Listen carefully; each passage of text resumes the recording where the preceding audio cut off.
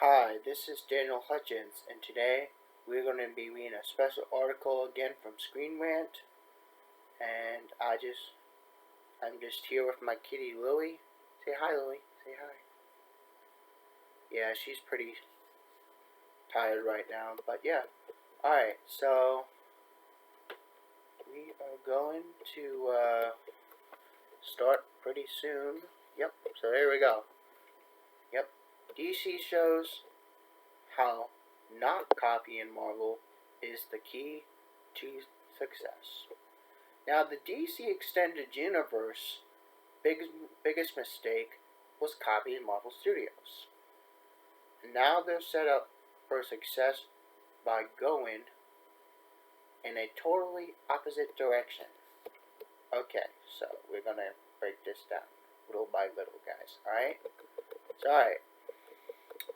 DC shows how not copying the Marvel Cinematic Universe is the key to success. Comic book adaptations, which had already spawned blockbusters like X-Men and Spider-Man in the 2000s, reached a new level of popularity when the Avengers came out in 2012. But marking the culmination of Marvel's ambitious Phase 1, the film served as concrete proof that shared cinematic universe model could work. In addition to this, to earn in widespread critical praise, the Avengers also broke box office records, en route to gross in $1.5 billion worldwide. Its success announced Marvel as one of the industry's powerhouse studios. Okay, so unsurprisingly, the Avengers influenced a plethora of copycats looking to launch their own shared universe. But naturally, Warner Brothers attempted to develop a mega franchise around their DC comic properties, starting with the 2013 Man of Steel. But just 4 years later, the so-called DC Extended Universe suffered a catastrophic failure when Justice League's theatrical cut bombed at the box office and was critically panned. As Marvel was gearing up to release Avengers Infinity War and Avengers Endgame, DC was left trying to figure out what to do next. Okay. Now there's an article that's also related to this that says why DC had so many successful superhero movies before Marvel. That's a different article though. In the intermediate aftermath of Justice League, Warner Bros. Rebounded nicely with a pair of well-received hits in the form of Shazam and Aquaman, but the latter of which became the highest-grossing DC movies of all time. And they're now moving forward in the new direction with a slew of upcoming projects. Looking at DC's new movie slate, it appears they have learned valuable lessons from past failures, and they have themselves set up for a very exciting future, or we should hope so. DC's biggest mistake was copying Marvel. It's understandable why Warner Bros. Was interested in doing their own shared universe a la Marvel, especially since they had their own stable of comic book characters to draw from. The crucial error that Warner Bros. Made was in execution. One of the reasons why the Avengers worked so well is because Marvel made standalone movies for Iron Man, Hulk, Thor, and Captain America, first fleshing them out and allowing audiences to get invested in their respective journeys before they crossed over. And if Warner Bros. Went in the opposite direction, arguably rushing to play catch-up, Man of Steel was followed by Batman vs. Superman: Dawn of Justice, also featured Wonder Woman, and then Justice League. Longtime DC fans are excited to see their favorite heroes come together at the big screen, but casual moviegoers were meeting characters like Aquaman and Cyborg for the first time. There wasn't as much of a build-up to Justice League as there was for Avengers. Okay, so in addition to attempting to replicate Marvel's model, Warner Brothers also made the fatal mistake in trying to copy Marvel's actual filmmaking. The studio infamously brought Joss Whedon in to oversee Justice League's substantial reshoots, fundamentally changing the original film Zack Snyder had made in response to Batman vs. Superman polarizing reactions. Warner Bros. Wanted to take the franchise in a different direction, leaning more towards Marvel, lighter, family-friendly approach. The end result was a mishmash of tones and styles that derailed the master plan before it even took off, but it remains to be seen how much of an improvement the upcoming Snyder Cut will be. But Whedon's Justice League was a non-starter as far as being a launchpad for a shared universe.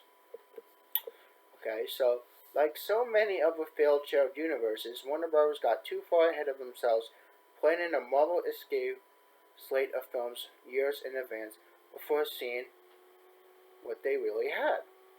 Our DC Extended Universe didn't end up as poorly as something like the Dark Universe, which was shut down after one movie, but Warner Bros. Was still forced to significantly alter what they had in their mind. The lineup, which was unveiled in 2014, included a Flash solo movie in 2018 and Green Lantern and Cyborg movies in 2020. It shows how quickly things can change in Hollywood, serving as proof Marvel was the exception to the rule. Fortunately, Warner Bros. Learned their lessons, and now they seem set.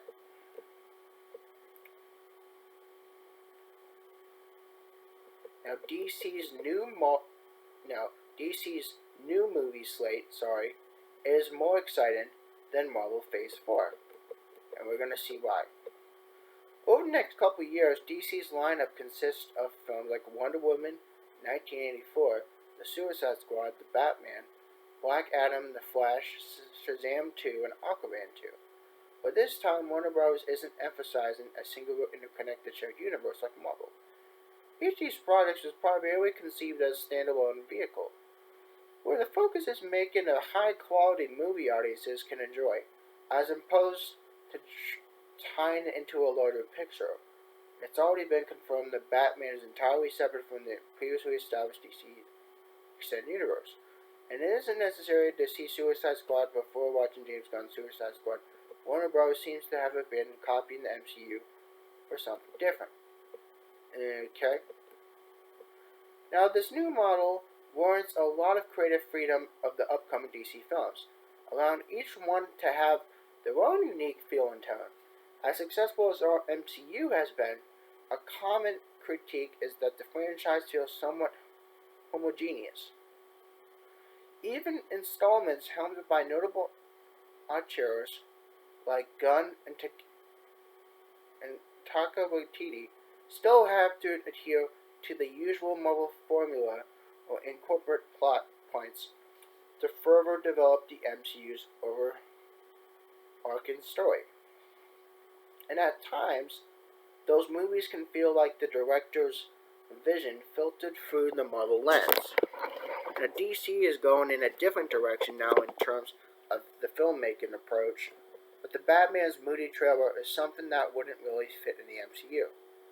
Well, of course not, because it's a different universe, but the Suicide Squad could ride its zany old school vibe to an R rating. Wonder Woman 1984, despite starring a character who is part of Zack Snyder's DC Extended Universe, won't have connections to Justice League. Each film can be its own separate thing, which creates the opportunity for a variety of films that could appeal to many different target audiences. Okay, but then DC is also opening themselves up by embracing the multiverse. This is not most evidenced by The Flash, which sees Michael Keaton and Ben Affleck reprise the Batman roles. To be fair, Marvel played the concept via Avengers Endgame Time Heist, but there the parallel dimensions were simply revisiting events familiar to continuity. The Flash is having two different cinematic Batman from two different movie franchises, which is taking a much larger step in the multiverse idea. Rather than looking to maintain a single canon, DC is telling audiences that everything canon, and they don't have to worry about how things fit together. It's an exciting way to tackle comic book adaptations, taking advantage of the fact multiple iterations of these characters exist in the comics. Robert Pattinson's Batman is the one who headlines sequels and follow-ups, but that doesn't mean he has to be the only Batman. Oh, sorry. On the big screen for the next handful of years. This isn't to say Marvel's done anything wrong, the results speak for themselves, but their model doesn't work for everyone. It'll be interesting to see what DC comes up with, and they seem poised for bigger and better things. Okay. Now here is the calendar, guys. The DC Extended Universe is now way bigger than the MCU. Okay, so we got Wonder Woman 1984 in 2020, October 2nd. In 2021, August 6th, we had the Suicide Squad. We got the Batman in October 21st of 2021, Black Adam in 2021, December 22nd. DC Super Pets, which I still don't know what the fuck that is May 20th, 2022. The Flash 2022, June 3rd. Shazam 2 2022, November 4th. And Aquaman 2 2022, December 16th. There you go, guys. That's just a little bit of information I wanted to share about with the DC Extended Universe. So, hope you guys enjoyed this content, and if you like this content, make sure you hit a thumbs up and subscribe, and you guys have a nice day. Bye.